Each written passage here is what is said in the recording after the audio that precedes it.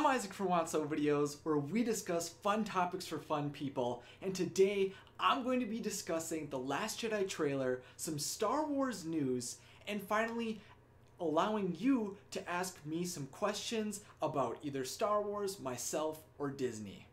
So, without further ado, I would just like to tell you a little bit about myself. So, I'm a huge Star Wars fan, and I have been for many years. I didn't get to go see episode 1 and 2 in theaters, but I vividly remember episode 3, and my love of Star Wars was actually what originally created this channel. I am a huge fan. But before I get into the trailer, I just wanted to tell you that this weekend I'm going to be in the Chicago area, and tomorrow afternoon I'll be walking around the Woodfield Mall.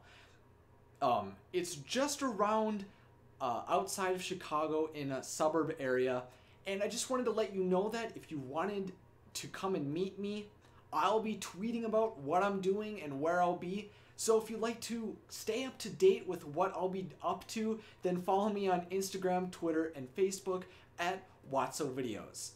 So without further ado, let's get into the real topic, the Last Jedi trailer. Now, this trailer was awesome. I am so excited for what they are doing with this new trilogy.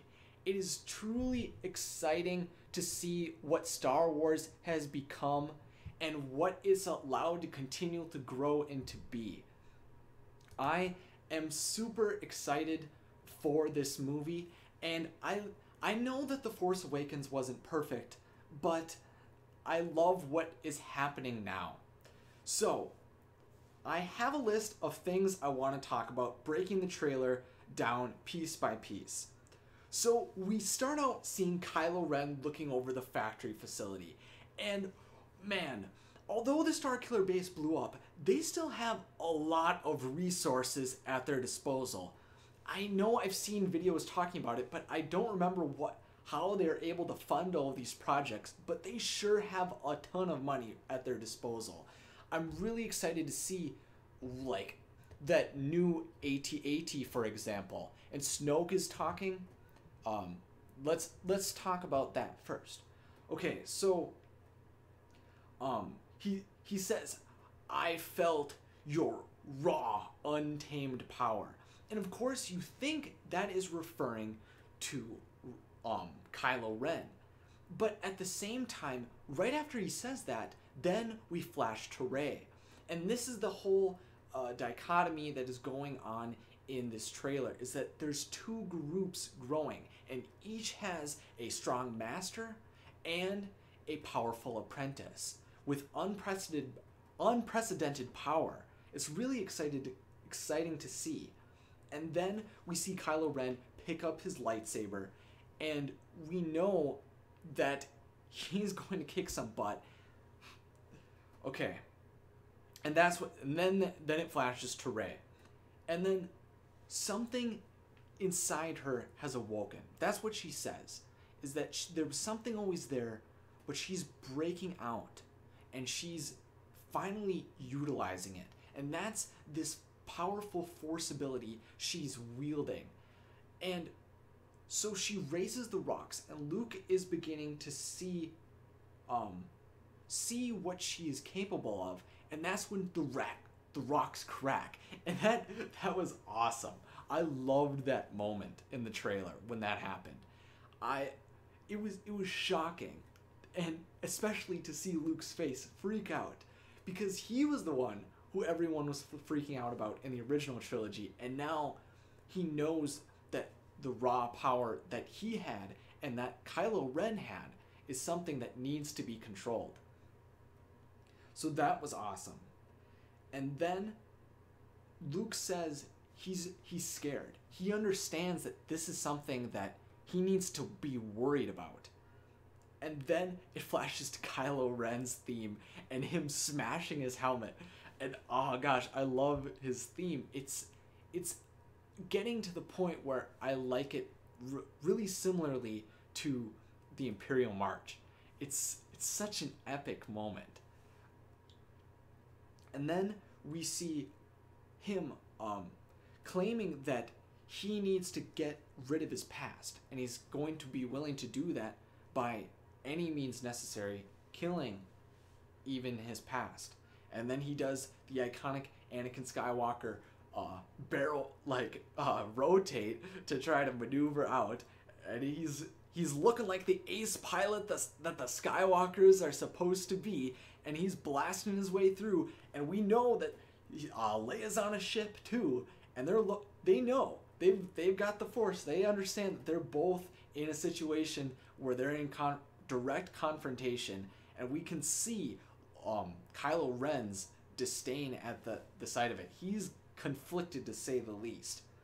And then we see the Millennium Falcon flying through these crystal caves, and Chewbacca is next to the Porg, and the Porg is making his noises. And I really like that there's going to be characters and creatures that, of course, are great for merchandising, but they're not, like, intrusive. Like, I feel like the Porg, I don't mind it at all. I think it's really a fun inclusion, but it's not going to be something where it's like a completely new character. So then, after that moment, we get into Poe, and Poe is ready for the fight. That the Resistance is fueled, and they are ready to take back the galaxy. And that is something I think is really cool, and I'm glad that they're going to be developing it, is the whole idea that what is Poe going to fulfill? Because originally in The Force Awakens, he was supposed to die. So what are they going to do with him now that he's going to be ever present? I hope it's going to be as a hero in the Resistance, and I think it'd be really cool if he grew into a leader position. Maybe after the demise of Leia, because we know that she can't be in Episode 9, so something is going to have to happen to her. I think it'd be really a good inclusion if the ace pilot becomes the next leader of the Resistance. I feel like that'd be a really cool transition. And then we get to see an iconic clash that probably should have happened in The Force Awakens, but I'm glad that they're finally doing it. It's the Captain Phasma and Finn clash, and these two have a history together. Captain Phasma was the controller of Finn. She was the one who was supposed to discipline and oversee him, and when he broke away, that was a direct reflection of her. So that I'm glad that they're finally clashing, and hopefully Captain Phasma has a larger role, and they will get to battle it out, and have both of their characters develop in the process. Brienne of Tarth needs to kick some serious butt in this one. Okay. And that's when we transition into Luke again, saying that this is not going to go how they envisioned. And I don't think this is saying it to Rey. It looks like when he's originally saying it, he's saying it in the same situation under the rainfall, similarly to how Kylo Ren and the Knights of Ren, in Rey's flashback in the Force Awakens, when they decided that they would destroy Luke's temple. So I think this is going to be another flashback or something of Luke communicating with Kylo Ren. And it's going to be, hopefully they develop that story more. I really want to see all the events that led up to, like briefly of course, I don't want it to take up a large amount of time, but I'd love to see how that whole process came to be and how Kylo Ren decided to turn against his uncle. And then Rey jumps into some water, and they're in this cave, and she sees Luke. And I think this is going to be some type of training or something. It's going to be really interesting. I really am curious how, because we know that it's going to be some type of new transition. The Jedi are in a transitional period, so it's going to be interesting to see how training is going to differ between the prequels, the originals, and the new trilogy. And then another one of my favorite moments is when Snoke is saying, "You need to fulfill your destiny." And it was just such a great beckoning back to Darth Sidious and him, because he always used to say that, or at least it was one of the most recognizable lines of Darth Sidious was that. And I think it's great to see that repetition in the villains. This is an idea that no matter if you're a Sith or a part of the First Order, that this is going to be some type of connection between them all. And there was also Snoke appearing to be torturing or holding back Rey in some torturous way, and that I have no clue what's going to be happening. Some people have been assuming that this is some type of vision and that this isn't real life, but I don't know. I feel like Rey is going to have some type of interaction with Snoke.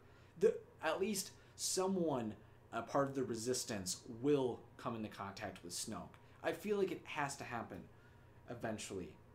And then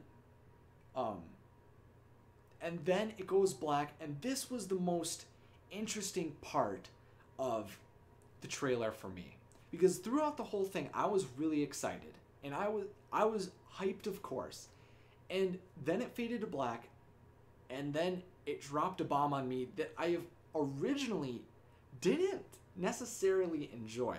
And it was Rey saying, "I need someone to show me my place in all of this," and we see Kylo Ren. And gosh, I was definitely put off by this at first, but the more I watched it, I came to enjoy it more. And I definitely think it is a sense of misdirection, and I don't think that this is actually what is going to happen. Is that it could be that they team up together or something, and one falls to light or one falls to darkness, but I think this is broken up, and it's going to happen in a different way than they edited it to be.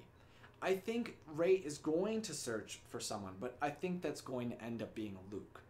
And Kylo Ren may be reaching out his hand to Rey, but I think that will be in a different context than what we're seeing. And so my final thoughts on this trailer is there's 2 pairs of masters and there's 2 apprentices. And I'm really interested to see the connections between them, because I think there's going to be a repetition between the both of them, is that they have similar characteristics, but that the way they implement it and their ideology is going to be different. And I'm excited to see how these 2 groups will clash and how each one will bend. I think Rey is going to want to be trained, and Kylo Ren is going to want to break away. And these are going to be something that they're going to have to wrestle with, and I'm super excited to see this film. And although initially I was more hyped after the original teaser trailer, I think the more time I've been able to sit with this trailer and break it down, I've begun to find more and more that I'm excited about, and I can't wait for it. So now it's time for some questions from you. Begin to ask anything about Star Wars, what your favorite scene was, what you want to talk about, I'm willing to talk about. If it's something about me, then go ahead as well. And while you're asking those questions, I'm just going to tell you a little bit more Star Wars news that's driving home the Star Wars hype train. So, one of the most interesting things that's coming up is Secrets of the Empire, a VR experience coming to the Disney parks. So in downtown Disney District in Disneyland and Disney Springs in Disney World. And now this is a awesome VR experience that's supposed to be something completely new. And in this, you'll be traveling to Mustafar to steal secrets from the Empire undercover as stormtroopers. And it looks like a lot of fun. I'll leave the links to all of the trailers and everything discussed below.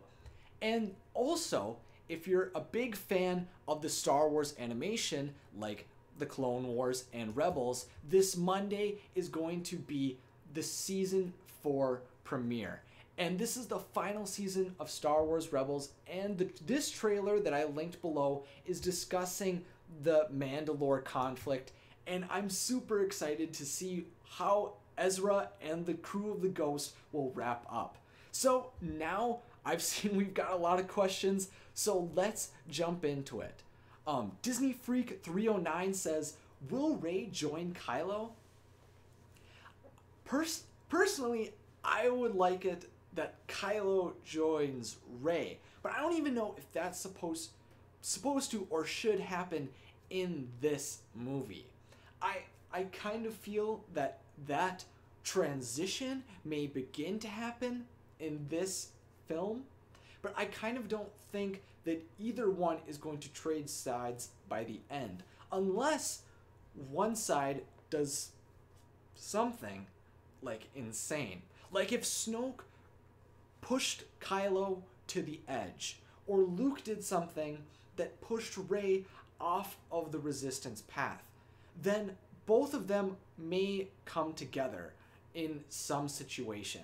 But as I see it now, I think that both are going to be pulled away, or at least one of them will have to turn away from their teachings at least a bit. They're going to have to pivot in this story.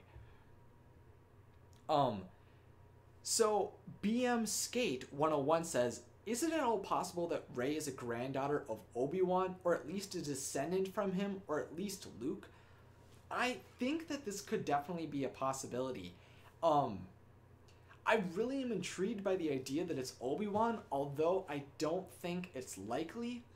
The only person we ever saw that Obi-Wan was with was Duchess Satine from On the Planet of Mandalore, but I don't think Obi-Wan would have betrayed the trust of the Jedi doing that. I can't really see him betraying the trust of the Jedi Council, and I don't know if the relationship built up enough for them to warrant having a child, and I think that would be difficult for fans to contemplate. So I don't think it's going to be Obi-Wan, but I could see it being Luke. In the original comics and the legends, he did have a wife, Mara Jade. So it is something that could be possible, but currently I wouldn't place bets on anything. Disney has a trend, or Star Wars has a trend, of being able to hide secrets and create surprise. And I think they'll do it again for Rey's lineage.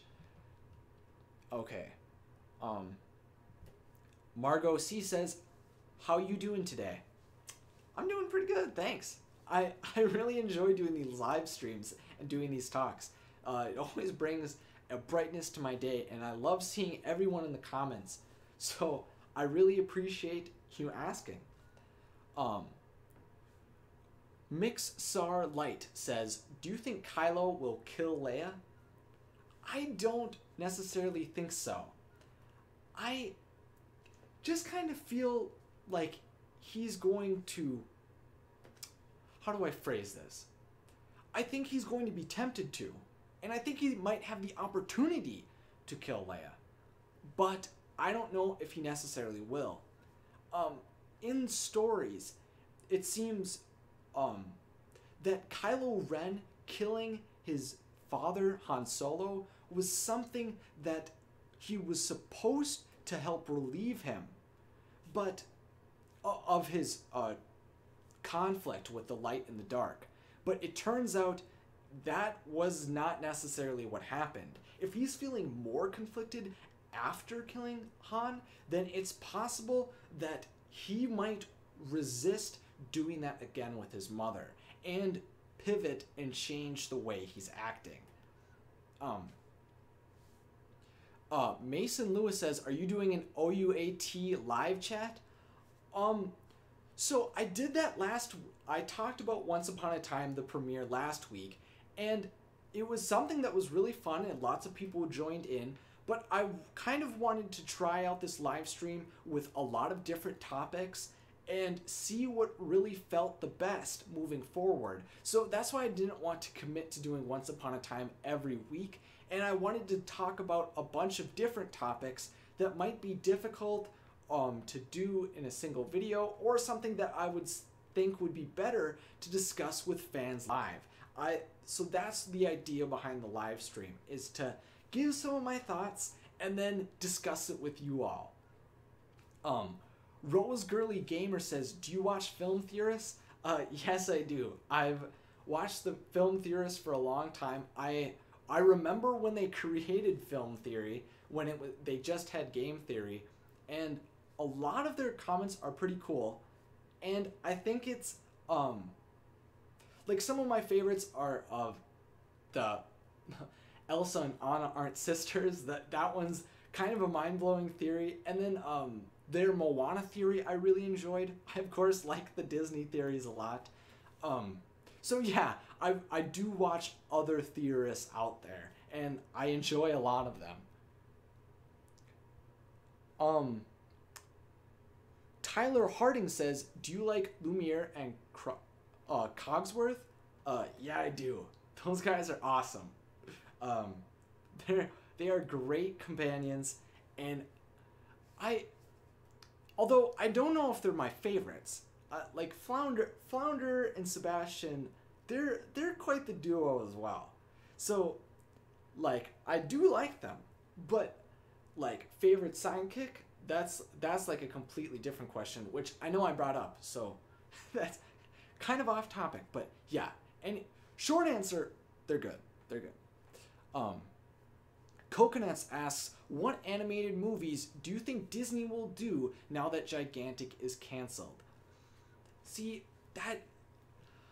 I was so disappointed that Disney's Gigantic was canceled.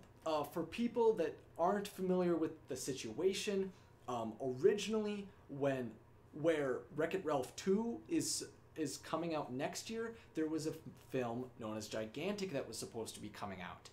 And then they had story issues, so they moved that back to 2020 or 2021, and unfortunately, they just released that the story was not fitting together, and that they are going to scratch the project, and I'm really disappointed, and I have no clue what they're going to do next. Hopefully, they do another fairy tale musical.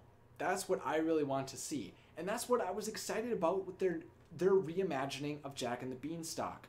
But hopefully they find a great replacement, and I know that they're already pouring resources into a new project for that time slot, so I'm super excited to see what they'll do.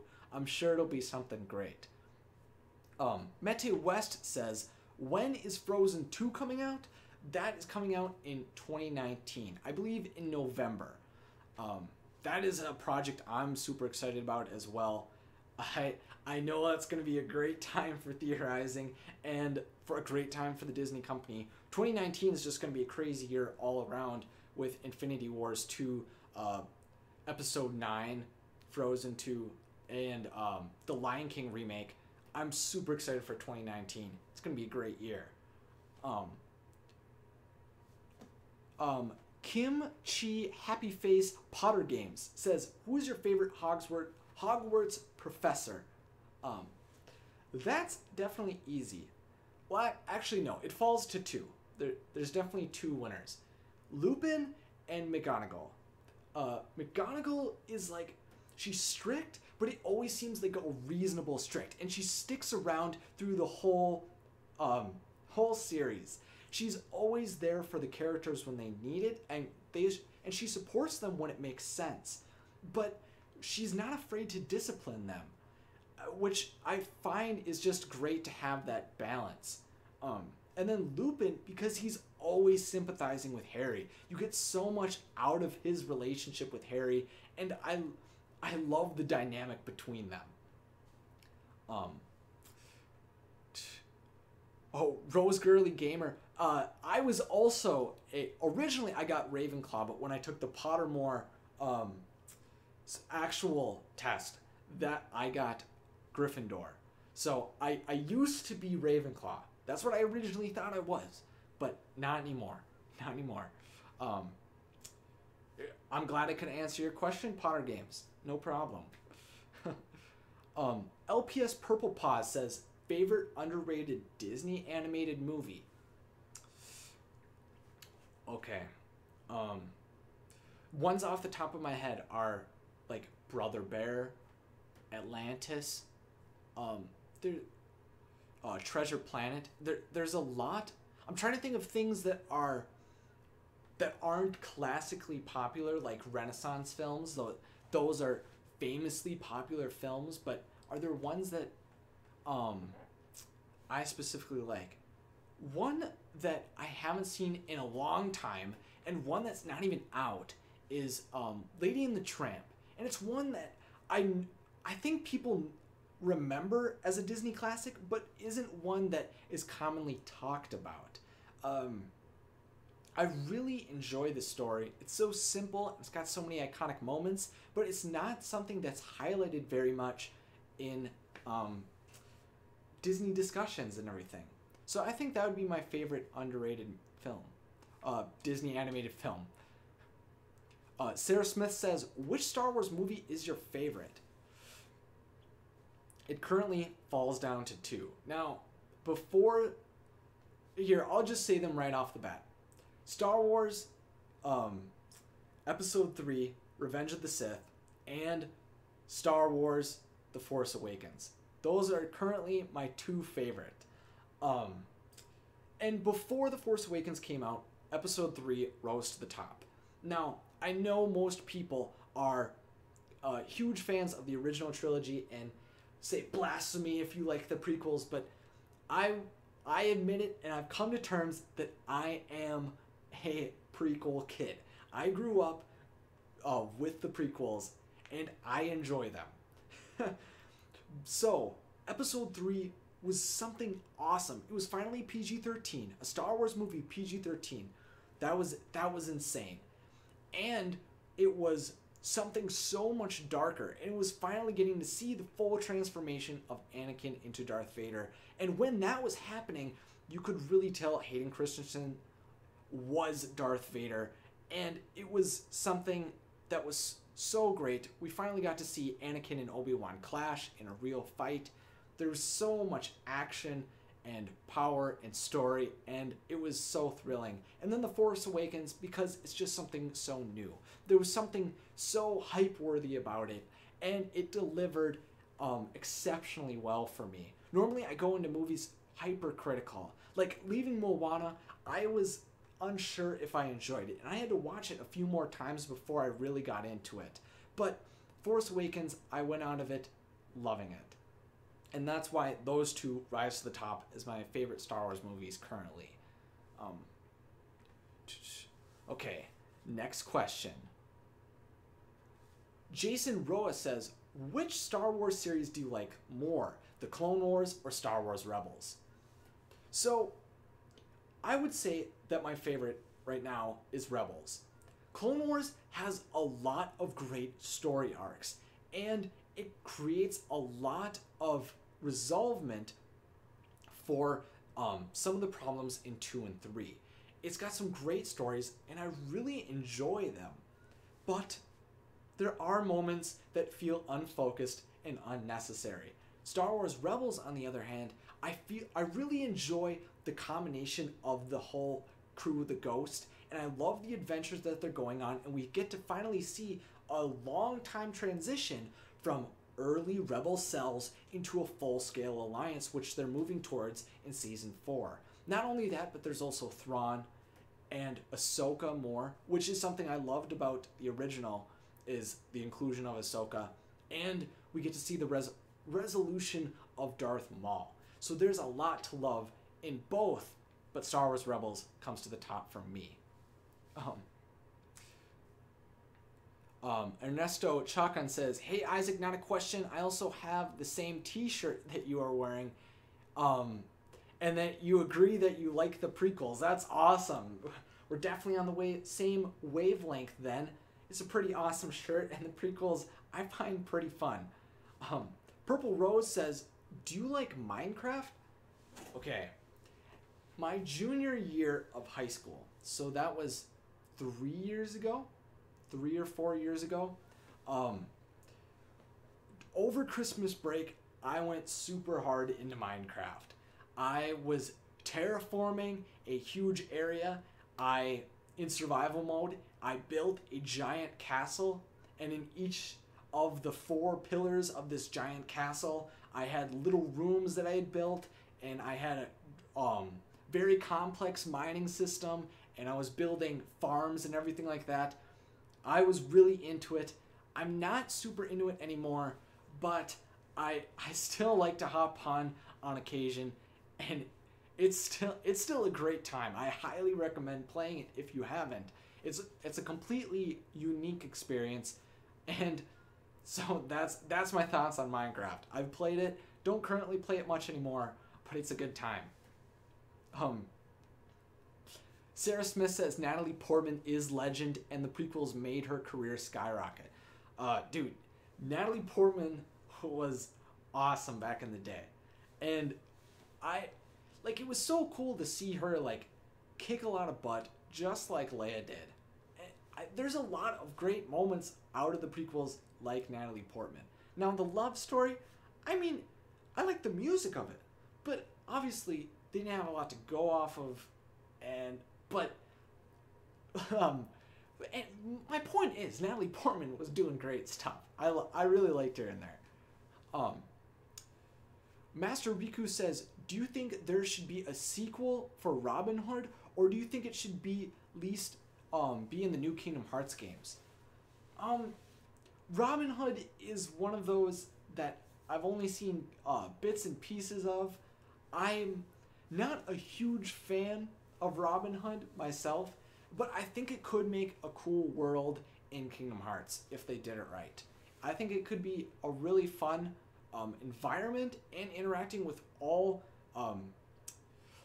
animal creatures could be something really cool, and they could probably make a lot of jokes about that with Donald and Goofy. I think that'd be a pretty fun thing to do. Sponge Nerd 37 says, "Have you seen the original Teen Titans, and what did you think of Teen Titans Go?" I've seen the original Teen Titans. That was a lot of fun. I remember watching that a lot when I was younger, but I haven't seen Teen Titans Go. I really don't keep up much on all of the animations going on television anymore. I mainly am focused on the Disney Channel streak, and even that, I still haven't seen Star versus the Forces of Evil or Gravity Falls. I still haven't gotten to keep up with any of those. So no, I haven't really seen that much either. Rad Circle says, "Will you ever do a theory on Shrek?" I think I probably will. Shrek, the original Shrek, is something so fun and so playful, and it's got so much crude jokes. I think it could definitely be something fun to discuss, and I know that there's secrets hidden within it.